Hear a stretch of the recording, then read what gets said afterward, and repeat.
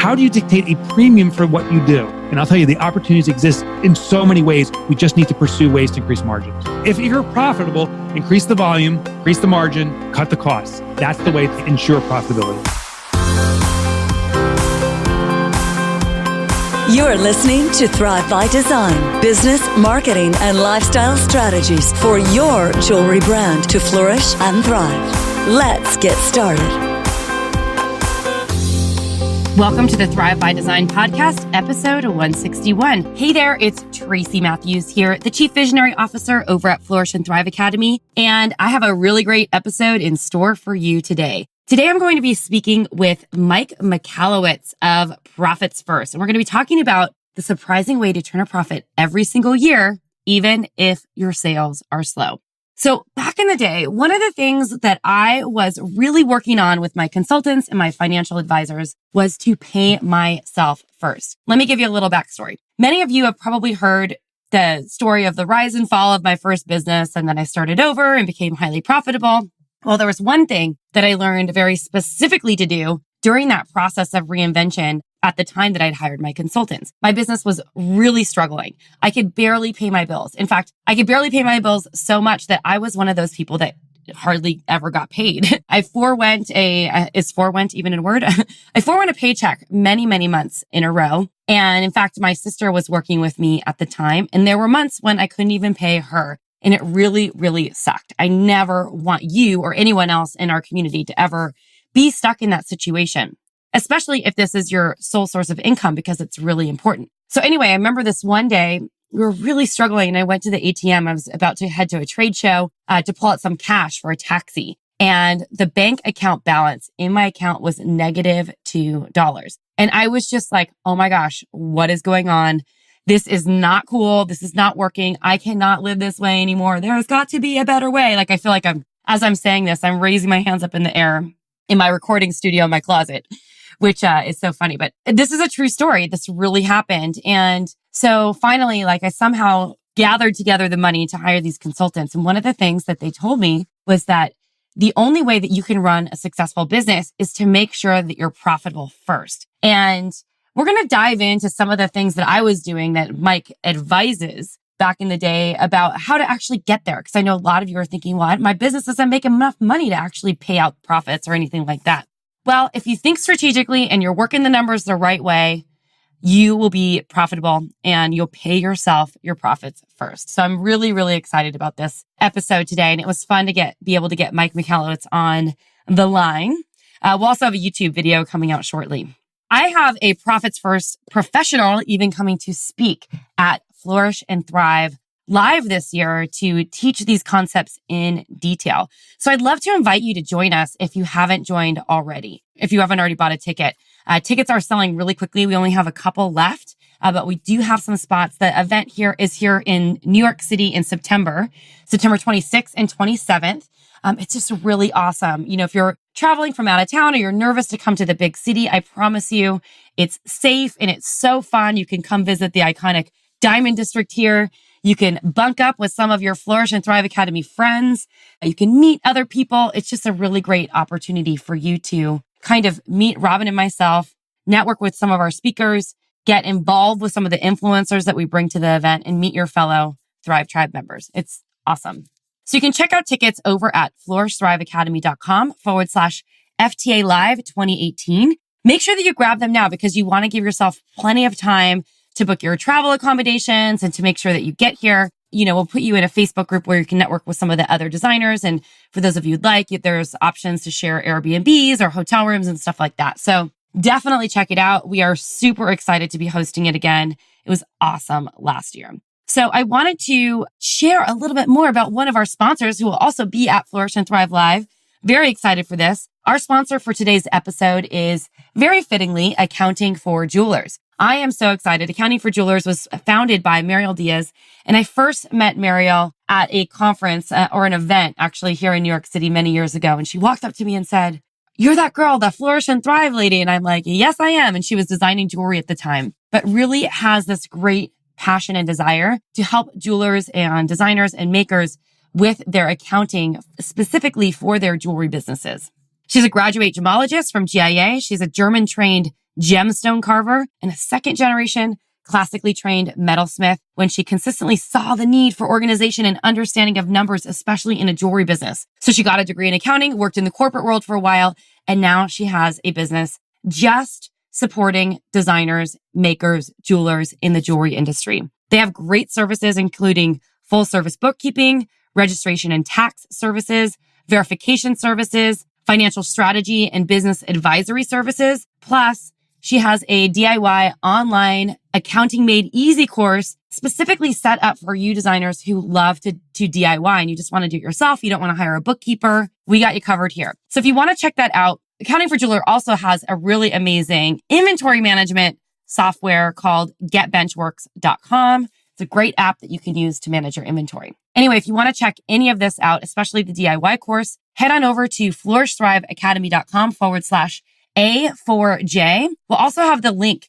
over in the show notes. So definitely check that out. Plus, you can enter the discount code Thrive by Design to get $100 off either the DIY Accounting Made Easy course or any of the courses that Mariel and Team Accounting for Jewelers offers. And come meet Mariel in person. She's going to be doing a breakout session and chit chat about the numbers. So let's do this. All right. I want to dive into today's episode. I am super excited to have Mike Michalowicz of Profits First. So let me do a quick intro before we dive in. Mike Michalowicz is the entrepreneur behind 3 multi-million-dollar companies and is the author of Profits First, Surge, The Pumpkin Plan, and what Business Week has deemed the entrepreneur's cult classic, The Toilet Paper Entrepreneur. His next book, Clockwork, is being released in August of this year. Mike is a former business columnist for the Wall Street Journal and a former business makeover specialist on MSNBC. Today, Mike travels the world as entrepreneurial advocate and is globally recognized as the guy who challenges outdated business beliefs and teaches us what to do about it. This is going to be an awesome episode, so let's dive right in.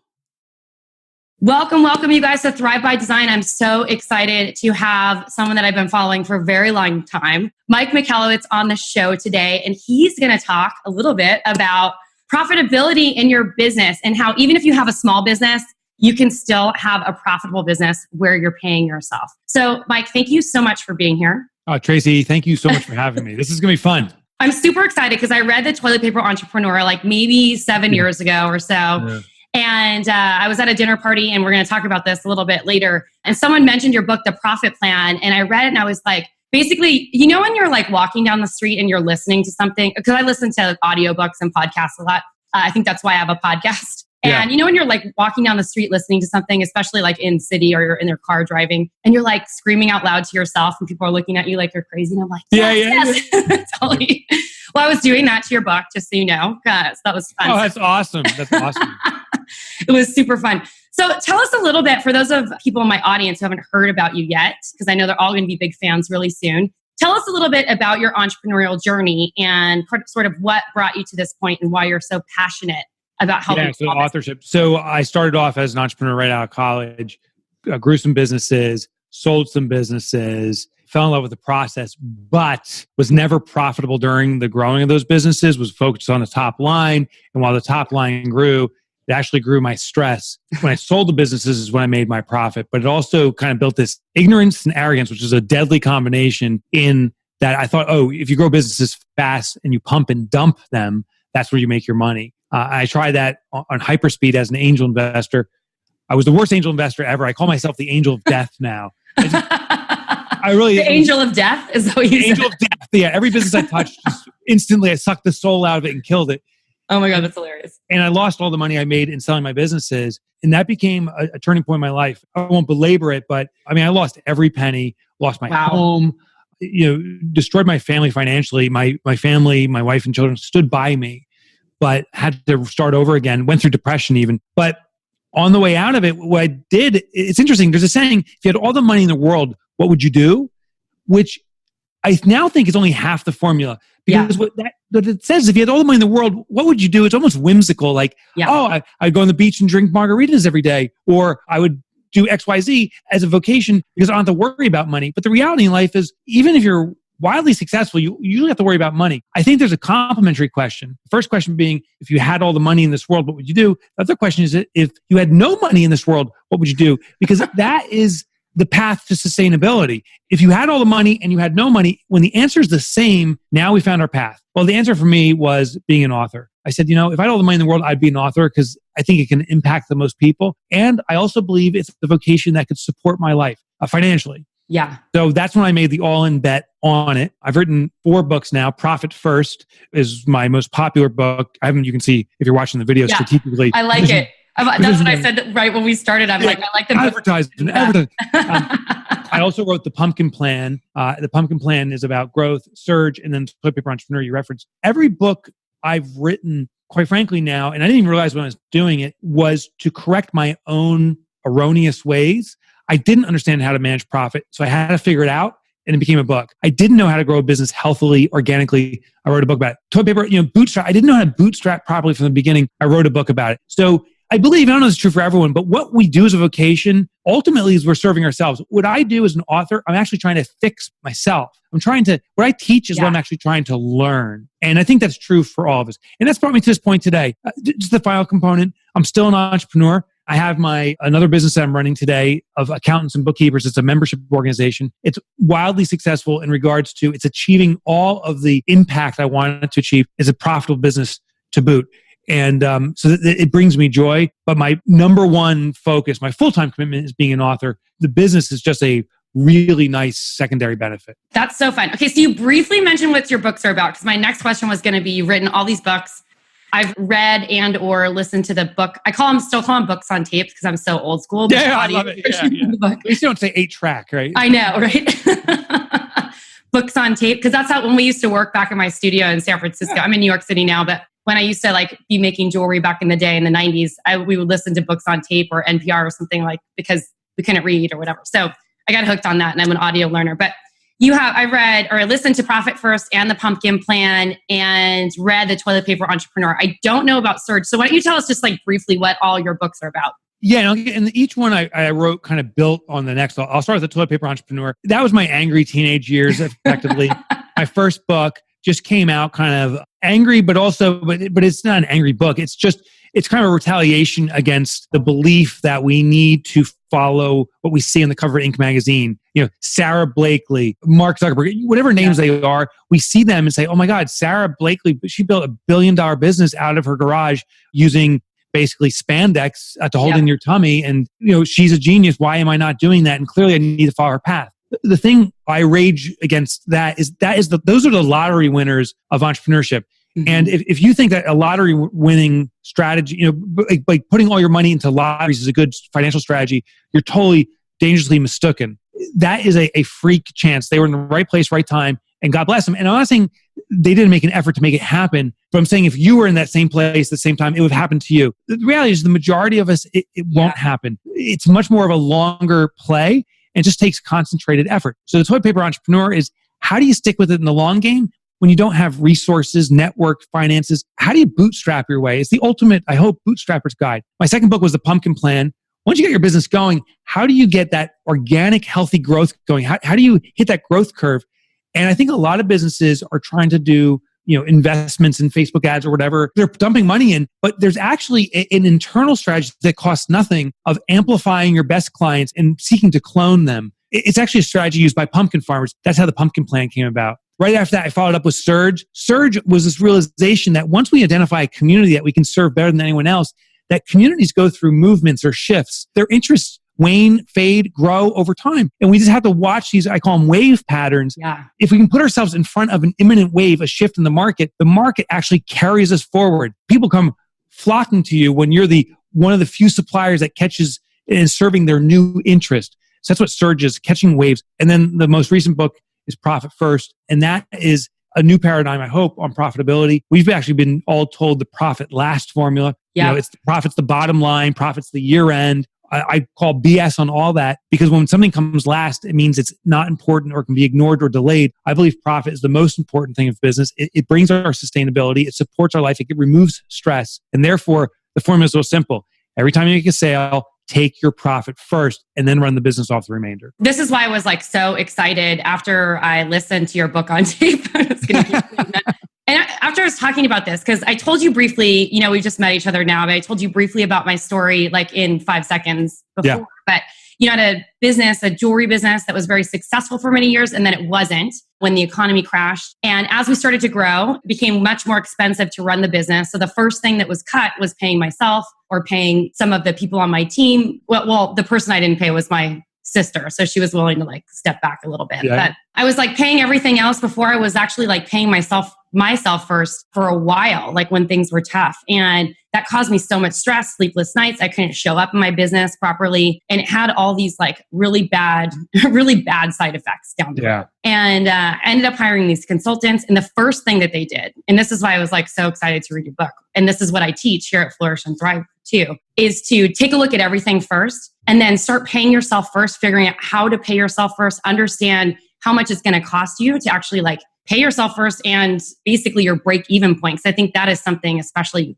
creative types like I mentor and myself like to avoid, is understanding what it really takes to run your business. Mm-hmm. And then work backwards. What can you cut out? What can you streamline? What can you restructure? Or whatever it is. So that was a huge revelation for me. And even though my business didn't make it in the long run, when I started a new business, that was the complete approach I took to have insane profitability very, very quickly. So why don't you tell us a little bit about the Profits First method? And if you haven't picked up the book yet, we're going to tell you how you can buy it, but definitely grab it. Let's get the Audible version or the version on Amazon or wherever. Yeah. And just tell us a little bit about the philosophy and how it kind of works. Yeah. So it sounds like you're great consultants, because what they were doing was leveraging human behavior. Profit First is about capturing behavior. And what I found is most entrepreneurs, I suspect most people listening in right now, are like me. And even though my accountant told me, he's like, Mike, make sure you read your income statement, your balance sheet, your cash flow statement,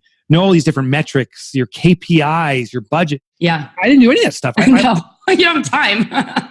I logged into my bank account and then I would see if I had money or not. And it was a real simple system. If you have money, you can spend it. And if you don't, you panic and try to sell something to somebody real quick. Well, I realized that changing my behavior was almost impossible. And I believe that's true for most of us. It's easy for me to say, I got to exercise, I'm committed to it, but actually showing up and exercising is really hard because it requires a behavioral change. Well, instead of changing myself, I found the best way is if we can build a system that captures our existing behavior, so we don't have to change, but channels that behavior to bring the result we want, well, then we set ourselves up for success. So the behavior that most entrepreneurs have, I found, is log into our bank accounts. Profit First system sits within our bank accounts. Here's the real basic premise. What you do is you set up multiple accounts. Most people have one account, a checking account where we deposit our money, we pay bills from. The problem is it's one wad of cash. And when you log in, look at your bank account, you see that wad of cash and say, okay, this is what I have to work with. But that's not true. The cash needs to serve a multitude of purposes, but we can't see it because it's all glummed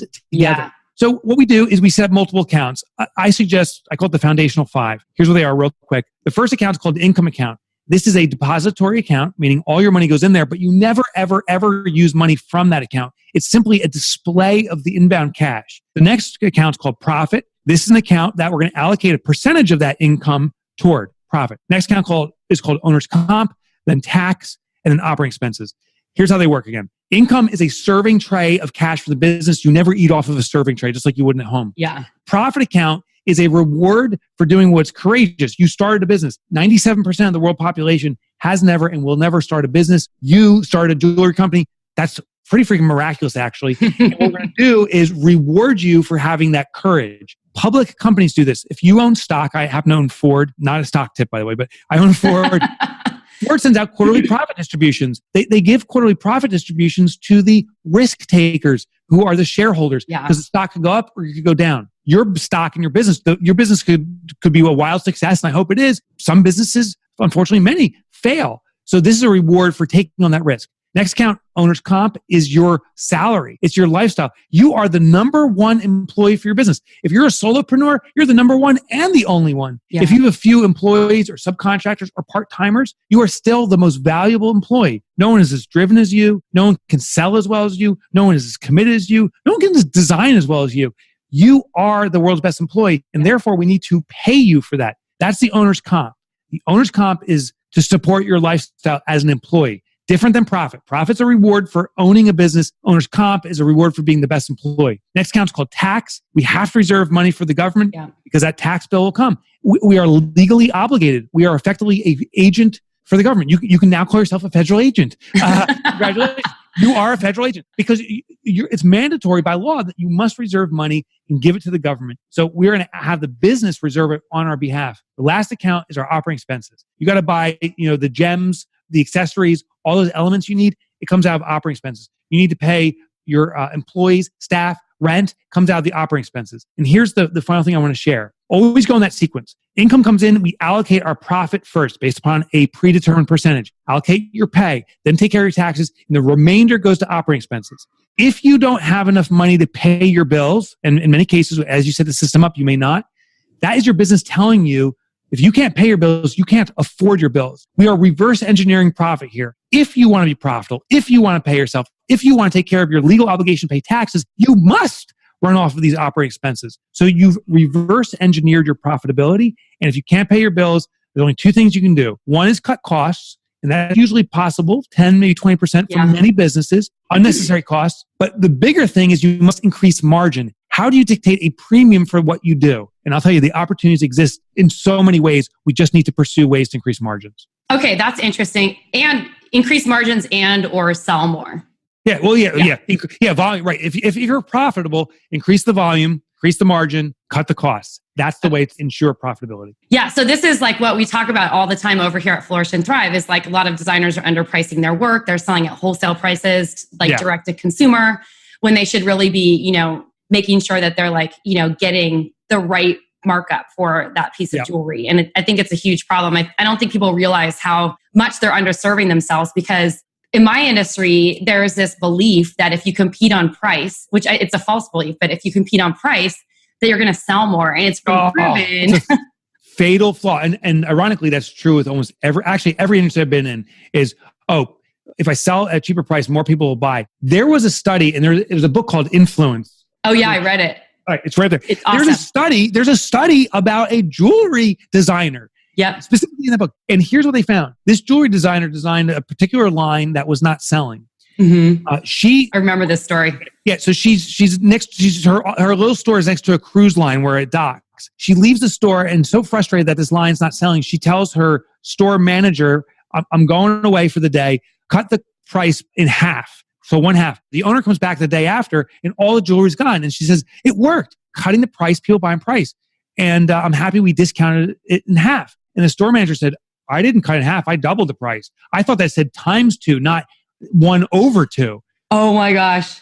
And the store owner, this is a true story. The designer's like, what? And here was the lesson. People on these cruise lines were looking to get a momentum, something of significance and of value. The number one judgment of the perceived value of jewelry or any item is based upon its price. We all know you get what you pay for. Exactly. So when we cut the price, people actually cut the perceived value of what you're selling. The irony is increasing price increases the value, the perceived value, and the appreciation to the point where I no longer call dollars, I call them appreciation points. And by that little terminology change, every time I consider pricing, I'm like, how many appreciation points should my customer be giving me for this? It really emboldens me to increase the appreciation points, dictate a profit. Appreciation points. I like that. You can start calling, when you're selling something, Yeah. Business appreciation points. I love it. So one of my questions was going to be, can you break this philosophy down simply, but you did it. So I nailed it. You nailed it without even me having to ask you. Okay. So I remember it being like you can get it into the weeds and get a little bit more complex. What's that all about? Yeah. So I just gave you the basic premise. There's a few more elements. One is, and I think this is the most critical, is the danger of temptation. Just as an example, I love chocolate chip cookies. My daughter came home from college this weekend and she's like, Daddy, I baked some cookies for the family. Well, guess who the family was that ate it? Me. I ate. My other children and my wife are like, what happened to the cookies? And they're like, I don't know. And there's like chocolate all over my face. And I play the same stupid game every time. I look at the cookies and say, no, I'm actually preparing for some athletic events. I got to stay away from the sugar. No. Yeah. But then I go, but you know what? It never hurts to take a little waft. Like half a cookie. Yeah. So I sniff it. I take a little bite. It never hurts to take a bite. Well, it super hurts because I cannot stop myself. Temptation, how most of us try to resist temptation is through willpower. And willpower is like a muscle. It fatigues. So what I've learned with profit, when we start allocating a percentage of our money toward profit, the day will come where you can't pay your bills. And you see that money sitting in that other account that says profit. And you're like, well, why does I'm going to borrow from my profit and I'll pay it back in the future. Yeah. Game over. You'll never pay it back. You've eaten those sugar-loaded cookies. You're screwed. So we have to remove temptation. Ironically, or I shouldn't say ironically, as a fact, when my daughter doesn't bake cookies, when there's no cookies in the house, and that's kind of the rule at our house, there is no cookies. No cookies? Yes, I don't eat them. I don't eat them. I am perfect when there's no cookies. So what we need to do with that profit, when you allocate a percentage, step 2, immediately transfer that money to another bank. Here's the rule with another bank. No ATM card, no online banking, no starter checks. It's a bank you transfer money in, and the only way you can get it out is a drive to that bank and ask the bank manager for her to write a certified check to you. The key is this. I want that bank to be far away from you. I think a 2-hour drive. I want it to be the drive of shame because I don't want you going to that bank to steal from yourself. I only ever want you going there when you're going to reward yourself as a shareholder of the business, to celebrate with it. That's the key. Get that profit out of your business. And here's what's interesting that happens. Once that money is removed from your business, you only have a small remainder. You start to adjust your psychology to work with what you actually have. We've all done this already. Yeah. I bet you your business when you started maybe was smaller than it is today. When you first start out, you find ways to make jewelry, to create designs without the proper tools and resources. But you pulled it off and probably pulled off some miraculous stuff. Yeah. You can still do that. It's still up there. But as money flows in, it is human nature. As income comes in, our expenses increase right with it. So if we take a portion out of it now and hide it for profit, we can't go any higher on expenses and it becomes controlled. Remove the temptation so we don't steal from ourselves. That's the big kind of hidden secret of profit. Remove the temptation. I like it, but it's so true. I feel like every time I've grown a business, I've become better at being focused on the profitability. But inevitably, we just went through an audit over here at Flourish and Thrive of like our business expenses, because we're always trying to cut the, recurring expenses that we're not really using. And yeah, smart. And take it, like evaluate like our team, expense, et cetera. And I was surprised. I'm like, wow, it's a lot more than it was last year at this time, because the business has grown so much. We've had to get more support. So we're really working as a team to be more efficient so that we can increase the profits coming up and continue to grow the business, making money. I'm starting to scoot things into separate accounts. I'll be setting up my hidden bank account in the awesome. weed. I don't even have a car, so I won't be able to go drive to. Awesome. Well, then make it a 2-hour walk. That's pain. One thing we do, what I believe in, is asking better questions too. Just saying what got you here won't get you there. We have to make changes, but if we ask the same questions or bad questions, it actually stymies us. Like if we say, why am I not profitable? We'll actually seek out answers why we're not profitable. If we instead say, how do I double my profits with no more staff? How do I double my profits without spending more time in my business? Mm-hmm. The answer won't pop in your head immediately, but your mind, almost at a subconscious level, starts working at it. And then you have that moment in the shower or you're out and all of a sudden you're like, oh my God, that was it. And you write it down.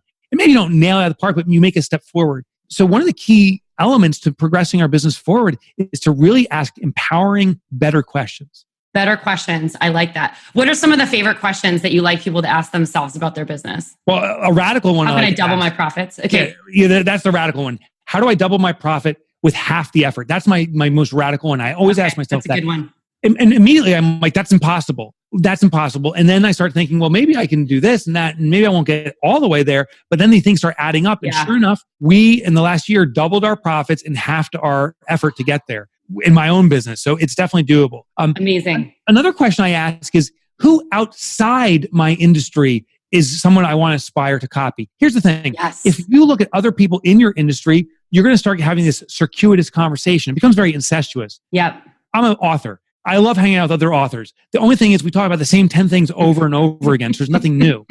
I went to a cleaning conference, not because I aspire to be a carpet cleaner. I just went to one just to get outside my industry. Check it out. Yeah. And I discovered the best thing. In this industry, in this presentation, one person says, on your cleaning products, if you put a 800 number with a pre-recorded message on it, you sell 10% more of your cleaning items because people are in the store, they look at it and they make the phone call. And now you have a sales pitch to them. So on my books, I have an 800 number to call so you can learn about the book before you buy. And sure enough, Barnes & Nobles has had about a 12% increase in volume ever since the introduction of numbers. I think there's tons of lessons to learn outside our industry because they make us break the industry rules. And that's where profit and opportunity is in breaking the rules. That's so smart. Yeah. One of the things, I was in a business mastermind for many years, and I'm part of another one, just more in the fashion industry that's locally here in New York that we're just kind of starting up. It's a peer-driven one. And one of my bits of philosophy is it's important to be in groups where you're around like-minded people who understand your industry, but also to get outside and learn from people in different industries. And my business tripled when I was able to start learning from people how people were doing things in completely different industries. Because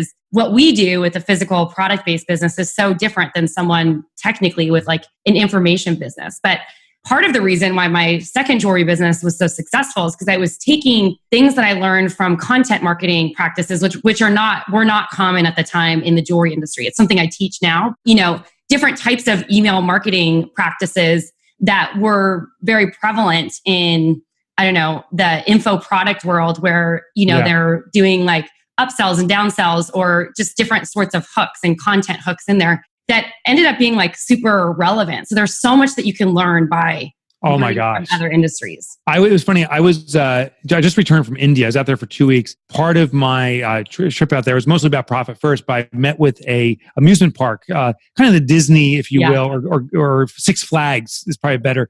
Six Flags of India. I met with the owner, and he's in a group of other amusement parks, and they've all been talking about how do you improve the experience for kids who they entertain. Yeah.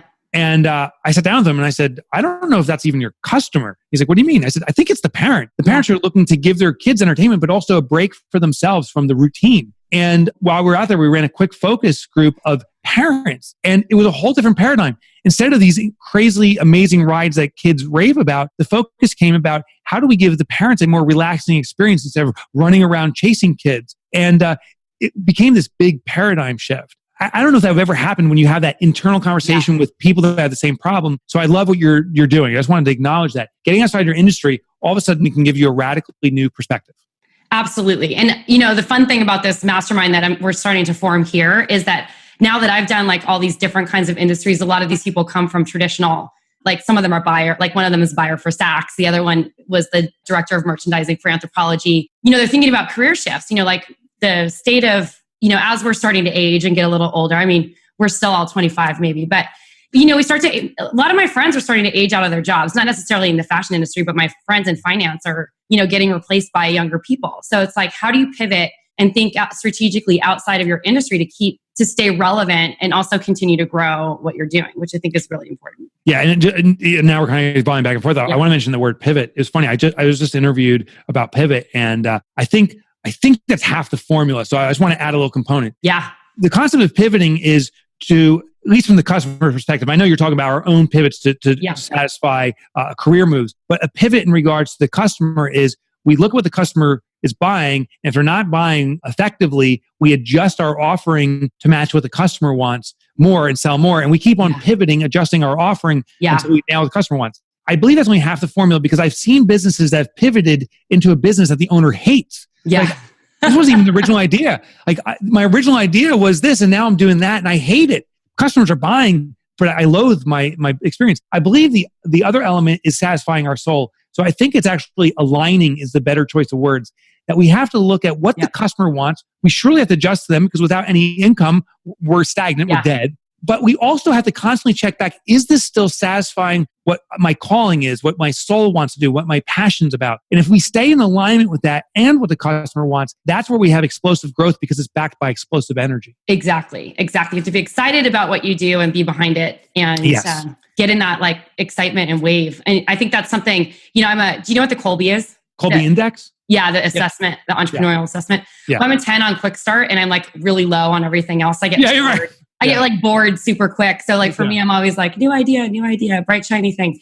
Yeah. But, I think like when I'm most excited about something, that's when it's like aligned with what someone in, my audience or in my sphere wants. Like that's the most exciting time when I feel like things can really get off the ground quickly, which is fun. Yeah. This is awesome. You have a new book coming out in August. Do you want to tell us about that? Oh, thank you. Yeah. So it's called Clockwork. And like I told you earlier on, like every book I've written is really, I'm trying to answer my own challenges, right? I'm teaching, I'm trying to learn. And so I looked at my own challenges, but I've been very blessed with a large readership now where I get a daily stream of, hey, here's my challenge.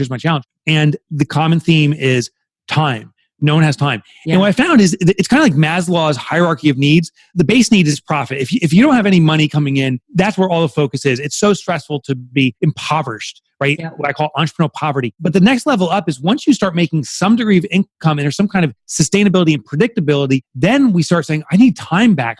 I don't want to be working all the time. I want to be with my family. I want to enjoy life. The next book is about that next level up in the hierarchy. How do we recapture time? The book is called Clockwork. The subtitle is Design Your Business to Run Itself. And the whole idea is, how do you build your business so you can have independence from it and have the ability to do what you want within it? Get back to that part of joy you had in your business. That's the whole reason we started the business in the first place. Yeah. So I spent 6 years researching, studying, experimenting with it. I wrote the whole book, threw it out, started from scratch, wrote the whole book again. I'm very proud of what I'm about to present this August. And I hope many entrepreneurs find it to be a game changer in recapturing time. That's amazing. I'm really excited about it because I know that at each stage of growth, I think for most entrepreneurs, most people in our industry and, in the jewelry industry and basically any industry, you start something because you love it. Yeah. You start running your business and then realize for me, what ended up happening is I love making jewelry and that's sort of why I started a business. But then I started getting all these orders. My business was growing. Then I started to hate making jewelry. I'm like, what did I do? Because the joy was sucked out of the making because I was sitting there producing. So, and it's such an important industry. And I'm not saying that flippantly. I remember meeting with a jeweler and they made really kind of bulky, it was fashion accessories, but kind of bulky stuff. And she was so passionate about her business. I said, why? She goes, the bulky items, it captures your own body warmth and it's self-reflective. You experience your own warmth from yourself when you wear my jewelry. Ooh. And I start tearing up, she's tearing up. I'm like, oh my God, I get the impact you're having. I met her 2 years later and she's like, I hate my business. I'm like, what happened? She's like, all I do is work. All I do is work. And it's it's so bad to see someone who had such a beautiful purpose in their business be worn out by this relentless requirement to do and not experience anymore, not to serve, So my hope is in a small way that Clockwork will get entrepreneurs back to serving, to delivering their purpose, to expressing themselves and reduce the doing. The doing needs to get done, but the business can take care of it itself. We need to get out there and express ourselves and serve and live in that passion. That's so important. And I'm so glad that you're doing this work because I think once at the moments in business that I actually figured that out, it's just so amazing to be able to, experience the opportunity. Because I really do believe it's an opportunity to be an entrepreneur. I can't imagine working for someone else and building someone else's dream. We're all so lucky. So, agreed. Yeah. So where can everyone find you and your books and all that stuff? So my name is Mike Michalowicz and my website's MikeMichalowicz.com. But that's the worst last name ever. The worst last name ever. And the worst combo, Michael Michalowicz. What were my parents thinking? But whatever. That's my issue. Do you get the nickname Mike or something when you're? Yeah, Eminem. My high school friends like to call me Mike Michalowicz. So if we're at that level, but there's two ways of finding me. If you go in Google, my first name is Mike. That's pretty easy to spell. Hit the space bar then and type in Mick, M-I-C. So M-I-K-E space M-I-C. The drop down, you'll see this long Polish name. That's me. You'll find me that way. The second thing is my high school nickname, the good one, was Mike Motorbike. And if you go to MikeMotorbike.com, that's another easy way to find me. You'll find my website. And what's up there that may be of value to your audience is all my books, free chapter downloads, so you can experience it before you even pick up the book at your library or decide to buy it, and you can instantly get it. The second thing is I'm a blogger, I'm a podcaster, but I also wrote for the Wall Street Journal for many years. My best articles are in the Wall Street Journal archive. So if you're a subscriber to the Wall Street Journal, you can get them there. If you're not, you can get them free on my website when you sign up. I give you all of the best articles. Oh, that's awesome. Awesome. Well, thank you so much for being here. This was such a fun interview. Oh, it was a joy. Thanks for having me, Trace. You're welcome. Wasn't that an awesome episode? I just love Mike's energy. He is amazing. So we'll have links to all the books and everything that we spoke about, especially our sponsor and Mike's books in the show notes. So you can head on over to flourishthriveacademy.com/episode 161. Also, if you haven't bought your ticket yet, make sure that you buy it now. Come join us for Flourish and Thrive Live here in September 26th and 27th. We are going to have a Profits First professional there. So if you like what you learned on today's episode, come learn it in real life and figure out how you can do this for your business super easily. All right, this is Tracy Matthews signing off. Until next time, can't wait